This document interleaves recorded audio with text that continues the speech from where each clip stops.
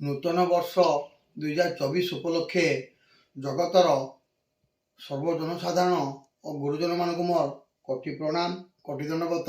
ସାଙ୍ଗମାନଙ୍କୁ ଆର୍ଥିକ ଅଭିନନ୍ଦନ, ଶୁଭେଚ୍ଛା। ଛୋଟମାନଙ୍କୁ ସ୍ନେହର ଆଶୀର୍ବାଦ ଏବଂ ବଡ଼ସାହି ନିର୍ବାଚନ ମଣ୍ଡଳୀର ଗୁରୁଜନମାନଙ୍କୁ ମୋର ପ୍ରଣାମ ଏବଂ ସାଙ୍ଗମାନଙ୍କୁ ସ୍ନେହର ଶୁଭେଚ୍ଛା, ଛୋଟମାନଙ୍କୁ ସ୍ନେହର ଆଶୀର୍ବାଦ। ଆଜି ମୁଁ ବିକାଶ ଚନ୍ଦ୍ର ସେଠୀ ଏହି ନୂତନ ବର୍ଷ 2024ରେ ସମସ୍ତ ଜନସାଧାରଣଙ୍କୁ ଏତିକି କହି ରଖିବି, ଆଜି ଦିନଟା ହେଉଛି ଖୁସିମୟ ଦିନ। ତେଣୁ ପ୍ରତ୍ୟେକ ପରିବାରରୁ ଆରମ୍ଭ କରି ପ୍ରତ୍ୟେକ ଗାଁ, ପଞ୍ଚାୟତ, ବ୍ଲକ, ସହର ଏବଂ ସିଟି, ଦିଲ୍ଲୀ ପର୍ଯ୍ୟନ୍ତ ଡିସେମ୍ବର 31 ଏବଂ ଜାନୁଆରୀ 1କୁ ପାଳନ ବହୁତ ଖୁସି ସମାରୋହରେ କରିଥାନ୍ତି। ଆଜି 31 ତାରିଖରେ ପୁରୁଣା ଦିନର ସବୁ ସ୍ମୃତି ଭୁଲିଯିବା ପାଇଁ ସମସ୍ତେ ଚାହାନ୍ତି ଏବଂ ନୂଆ ବର୍ଷ 1 ତାରିଖ ଯେଉଁ ଆମର ଆସିଛି, এই 1 ତାରିଖରେ ସମସ୍ତେ ନୂତନ ଚିନ୍ତାଧାରା ନେଇ, ନୂତନ ମନସ୍କାମନା ନେଇ ଆଜି ଭଗବାନ ଶ୍ରୀ ଜଗନ୍ନାଥ ମହାପ୍ରଭୁ, ବଳଭଦ୍ର ମହାପ୍ରଭୁ, ସୁଭଦ୍ରା ମହାପ୍ରଭୁଙ୍କୁ ସ୍ମରଣ କରି ମୁଁ ଚାହୁଁଛି, ମୁଁ ଯାହା କହିବି, ଯାହା କରିବି ଭଗବାନଙ୍କ କୃପାରୁ କହିବି ଏବଂ କରିବି। ଭଗବାନ ସାହା ହେଲେ ମୁଁ ସବୁ କରିପାରିବି, ଯଦି ନ ସାହା ହେଲେ ମୁଁ କିଛି କରିପାରିବି ନାହିଁ। ତେଣୁ ମୁଁ ଚାହୁଁଛି, ଭଗବାନଙ୍କ ପାଇଁ ମୁଁ ଜନ୍ମ ନେଇଛି ଆଉ ଭଗବାନଙ୍କ ପାଇଁ ମୁଁ ଦିନେ ଏ ଜଗତ ଧାମରେ ଲିପ୍ତ ହେଇଯିବି। ଏ ମଣିଷ ଜୀବନ ଦୁଇ ଦିନ, ଏଇ 2 ଦିନ କହିଲେ ପ୍ରଥମ ହେଉଛି ଜନ୍ମ ଯେଉଁଦିନ ହୋଇଥାନ୍ତି, ସେ ଜନ୍ମଦିନଟାକୁ କୁହାଯାଏ ଗୋଟିଏ ଦିନ ଏବଂ ଯେଉଁଦିନ ମରିଯାଇଥାଏ ସେଇ ଦିନ ତାକୁ ଗୋଟିଏ ଦିନ କହନ୍ତି। ଏଇ 2 ଦିନ କହିଥାନ୍ତି। ତେଣୁ ମଣିଷ ବଞ୍ଚିବାରୁ, ଜନ୍ମରୁ ମରିବା ପର୍ଯ୍ୟନ୍ତ ଯେଉଁ ଭିତରେ ଯେଉଁ କାର୍ଯ୍ୟ ସବୁ କରିଥାଏ, ସେଇ କାର୍ଯ୍ୟ ସୁକାର୍ଯ୍ୟ କି କୁକାର୍ଯ୍ୟ ହଉ, ସେଇଟା ନାମିତ ହୋଇ ରହିଥାଏ। ଏଇ ବ୍ୟକ୍ତି ବଞ୍ଚିଥିଲା, ଏଇ କାର୍ଯ୍ୟ କରିଥିଲା, ଏଇ ବ୍ୟକ୍ତି ମରିଗଲା, ଏଇ କାର୍ଯ୍ୟ କରି ମରିଲା। ତେଣୁ ମୁଁ ଆଜି ସମାଜସେବୀ, ଛୋଟରୁ ଆଜି ପର୍ଯ୍ୟନ୍ତ ମୁଁ ସମାଜସେବୀ କରି ଆସୁଛି। ମୁଁ ଏବେ ସମାଜସେବୀ କରୁନି। ଯେତେବେଳେ ପଢ଼ୁଥିଲି ତୃତୀୟ, ଚତୁର୍ଥ, ପଞ୍ଚମ କ୍ଲାସ, ମୋର ମନେ ରହୁଛି, ପ୍ରାୟ ପଞ୍ଚମ କ୍ଲାସରୁ ମୁଁ କରି ଆସୁଛି। କହିଲେ ଆମ ଗାଁର ରାସ୍ତା ବହୁତ ଖରାପ ଥିଲା। ସେ ଗାଁ ରାସ୍ତା ବର୍ଷା ଦିନେ ଏତେ ଖରାପ ଥାଏ ଯେ ମୁଁ ଆମ ଘରୁ ବିଭିନ୍ନ ପ୍ରକାର ଖାଦ୍ୟ ନେଇ ସାଙ୍ଗମାନଙ୍କୁ ଦେଇ ସେ ରାସ୍ତାକୁ ମରାମତି କରୁଥିଲି ଏବଂ ମୋର ସାଙ୍ଗସାଥିମାନଙ୍କ ଘରେ ଯଦି ଖାଇବା ବି ନଥାଏ, ମୋତେ କୁହନ୍ତି, ଆରେ ମୁନା, ଆରେ ବିକାଶ, ଆଉ ତୁମର ଘରେ ଆଜି ତୁମର ମା ବାପା କି କରିଛନ୍ତି, ଖାଇବା କି ଆଣିଛନ୍ତି? ଆମ ଘରେ ଛଙ୍କା ପିଠା ହେଲେ, ଛଣା ପିଠା ହେଲେ କି କୌଣସି ତରକାରୀ ହେଲେ ବି ମୁଁ ଆମ ଘରୁ ଲୁଚେଇକି ନେଇକରି ସାହି ଘର ଲୋକଙ୍କୁ ଦେଇଥାଏ। ଏବଂ ମୁଁ ଏମିତି ପଢ଼ିବା ସମୟରେ ବହୁ ସାଙ୍ଗସାଥିକୁ ଏବଂ ଆମ ସାର୍ମାନଙ୍କୁ ବି ଡକେଇକି ଆମ ଘରକୁ ମୁଁ ଖୋଇଥାଏ। କୁହନ୍ତି ସାର୍ମାନେ ବି, ଆରେ ବିକାଶ, ତୁ ଆମର ପେଟ କଥା କେମିତି ଜାଣିପାରିଲୁ ଆଉ ଆମକୁ ଡାକିକି ଆଜି ଖୁଏଇଲୁ? ମୁଁ କହିଲି, ସାର୍, ଭଗବାନଙ୍କ ଇଚ୍ଛା, ଆପଣମାନେ ମୋର ଭଗବାନ। ଗୁରୁ ବ୍ରହ୍ମା, ଗୁରୁ ବିଷ୍ଣୁ, ଗୁରୁଦେବ ମହେଶ୍ୱର, ଗୁରୁ ସାକ୍ଷାତ ପରମ ବ୍ରହ୍ମ, ତସ୍ମୈ ଶ୍ରୀ ଗୁରୁବେ ନମଃ। ଓಂ ଆଖଣ୍ଡ ମଣ୍ଡଳାକାରଂ ବ୍ୟାପ୍ତ ଇନ ଚରାଚରଂ ତତ୍ପୟନ ତସ୍ମୈ ଶ୍ରୀ ଗୁରୁବେ ନମଃ। ମୁଁ ଆପଣମାନେ ହିଁ ମୋର ଭଗବାନ, ଗୁରୁମାନେ ହିଁ ଭଗବାନ, ଗୁରୁ। ତେଣୁ ଆପଣଙ୍କ ମନ କଥା ମୋତେ ନିହାତି ଜଣାଅଛି ସାର୍, ମୁଁ ଏହା କହିଥାଏ। ତେଣୁ ସାର୍ମାନଙ୍କୁ ବି ମୁଁ ବହୁତ ରେସପେକ୍ଟ ଦିଏ ଆଉ ମାନେ। ଆଉ ସାର୍ଙ୍କର ଆଶୀର୍ବାଦ ଯୋଗୁଁ ମୁଁ ଆଜି ଉନ୍ନତି ହେଇଛି। ମୋ ଜେଜେବାପା ବଞ୍ଚିଥିଲେ, ମହେଶ୍ୱର ସେଠୀ ଏବଂ ନେପୁର ସେଠୀ। ମୋ ଜେଜେବାପା ହାଇସ୍କୁଲ କରିଛନ୍ତି, ଆଦିବାସୀ ହରିଜନ ହାଇସ୍କୁଲ।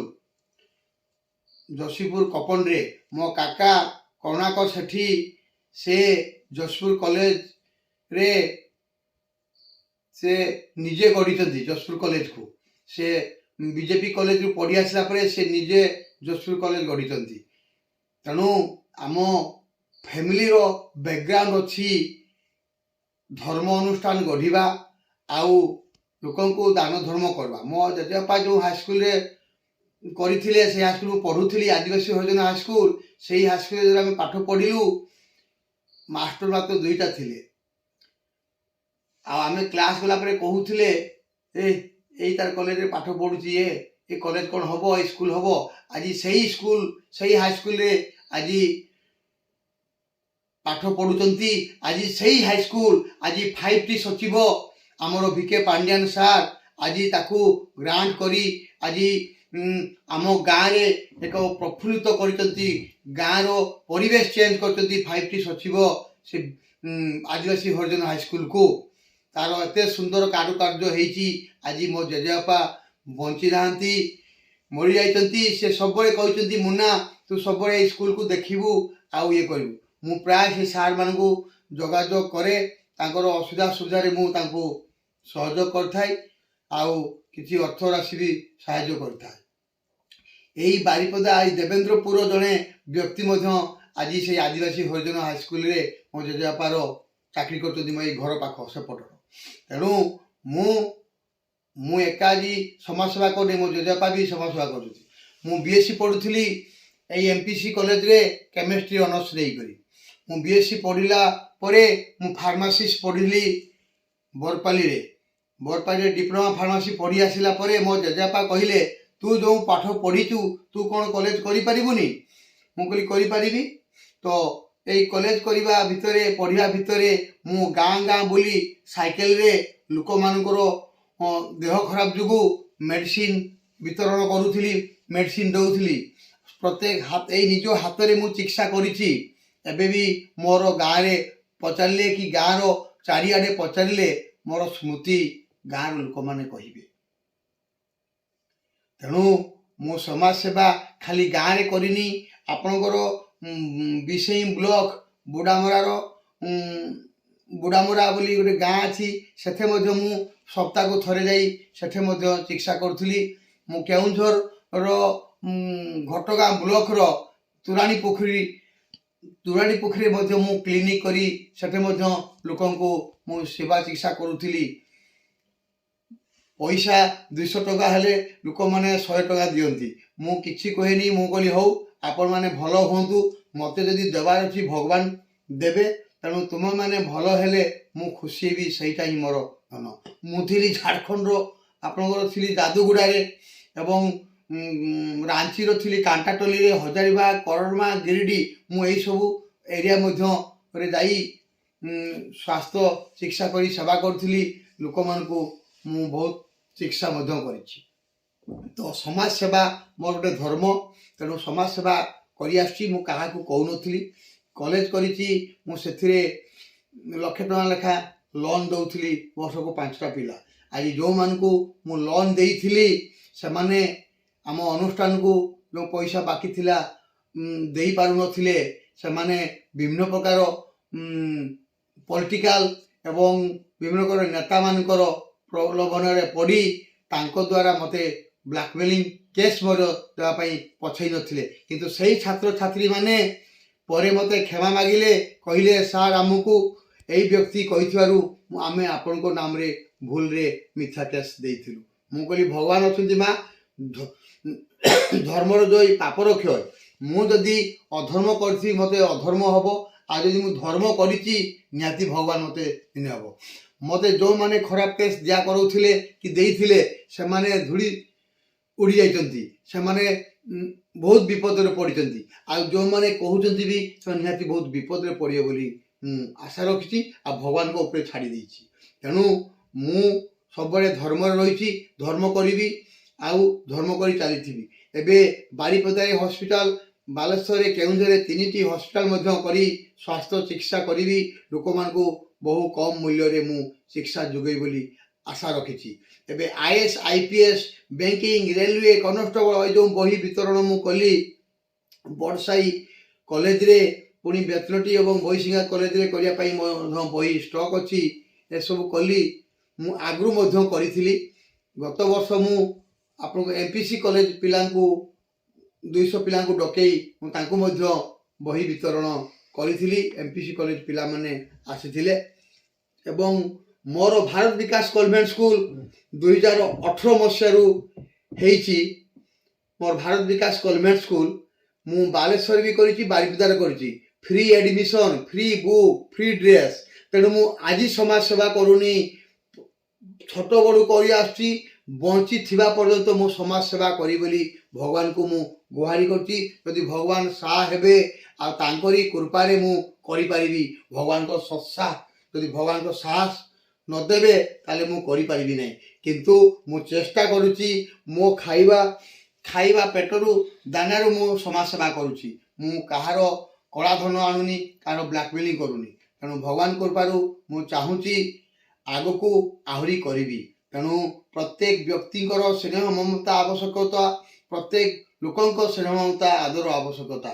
ମୁଁ ସମାଜ ସେବା କରୁଥିଲି, ଏବେ ମୋ ଧର୍ମପତ୍ନୀ ମିଲି ସେଠିକୁ ବି ସାଥିରେ ନେଇ ମୁଁ ସମାଜ ସେବା କରିଚାଲିଛି। ଆମେ ସେମିତି ଆଗେଇ ଚାଲୁଥିବୁ ଆଉ କରୁଥିବୁ। ପ୍ରତ୍ୟେକ ଦୁଃଖୀ ରୋଗୀଙ୍କ ସେବାରେ ମୁଁ ଲିପ୍ତ ହେବା ପାଇଁ ବହୁତ ଚେଷ୍ଟା କରୁଛି। ଆଉ ମୁଁ ତାଙ୍କୁ କଲେ ସେବା ମୋତେ ବହୁତ ସୁଖ ମିଳେ। ତେଣୁ ଆମେ ପ୍ରତ୍ୟେକ ହସ୍ପିଟାଲକୁ ଯାଇ ରୋଗୀଙ୍କର ଭଲ ମନ୍ଦ ବୁଝି ସେବା କରୁଛୁ ଏବଂ ପ୍ରତ୍ୟେକ ଗାଁର ଯଦି ଖବର ଆସେ ତାହେଲେ ମୁଁ ତାଙ୍କର ଦେଇ ସେବା କରୁଛି। ସେଥିରେ ମୁଁ ଖୁସି ହେଉଛି। ଏବେ ତାଳପଦାର ଜଣେ ପାରାଲିସିସ୍ ପେସେଣ୍ଟଙ୍କ ପାଇଁ ମୁଁ ଫିଜିଓଥେରାପି ମେସିନ୍ ମଗେଇଛି। ଆମେ ତାଙ୍କ ଘରକୁ ଅତି ନିକଟତରେ ଯିବୁ ଆଉ ତାର ନିହାତି ସେବା କରି ଆସିବୁ ବୋଲି ଆମେ ପ୍ରତିଜ୍ଞା କରିଥିଲୁ ଆଉ ନିହାତି ତାଙ୍କୁ ଦେବୁ। ଏହିପରି କୌଣସି ମଲା ଘର ଖବର ଆସିଲେ ମୁଁ ତାଙ୍କ ଘରକୁ ବି ଯାଇ ତାଙ୍କ ଦୁଃଖୀଙ୍କର ଆଖିରେ ଲୁହ ଦେଖି ସହି ନ ପାରି ଯାହା ବି ହଉ ଭଗବାନ କୃପାରୁ ଯେତିକି ସହଯୋଗ କରି ମୁଁ ଆସିଥାଏ। ତେଣୁ ଏହିପରି ସମାଜ ସେବା ମୁଁ ଚାଲୁ ରହୁଛି। ତେଣୁ ମୁଁ ଏଇ ନୂଆ ବର୍ଷରେ ଏଇ ଜଗତବାସୀଙ୍କର ଏଇ ବଡ଼ସାହି ନିର୍ବାଚନ ମଣ୍ଡଳୀର ସମସ୍ତ ଜନସାଧାରଣଙ୍କର ଚଲାପଥ ପୁଷ୍ପବୃଷ୍ଟି ହେଉ, ଧନ ସମ୍ପତ୍ତିରେ ପରିପୂର୍ଣ୍ଣ ହେଉ। ଆଉ ମୁଁ ସମସ୍ତଙ୍କ ଦୁଃଖୀ ରୋଗୀ ସମସ୍ତଙ୍କର ଦୁଃଖ ସୁଖର ସାଥୀ ହୋଇ ରହିବି। ଆଉ ପ୍ରତ୍ୟେକ ପରିବାରଙ୍କର ଉନ୍ନତି ପାଇଁ ସବୁବେଳେ ସଦାସର୍ବଦା ଚେଷ୍ଟା କରିବି। ଆଉ ଜଗତବାସୀଙ୍କର କିପରି ଉନ୍ନତି ହେବ ତାହା ମଧ୍ୟ ଚେଷ୍ଟା ଜାରି ରଖିବି ବୋଲି ଆଶା ରଖି ଆଜି ମୁଁ ଏଇ ନୂଆ ବର୍ଷରେ ଆପଣମାନଙ୍କୁ ପାଖରେ ମୋର ବକ୍ତୃତା ଏତିକି ରଖିଲି। ଜୟ ହିନ୍ଦ, ଜୟ ଭାରତ, ବନ୍ଦେ ମାତରମ୍, ଜୟ ଜଗନ୍ନାଥ, ଜୟ ଜଗନ୍ନାଥ, ଜୟ ଜଗନ୍ନାଥ। ନମସ୍କାର।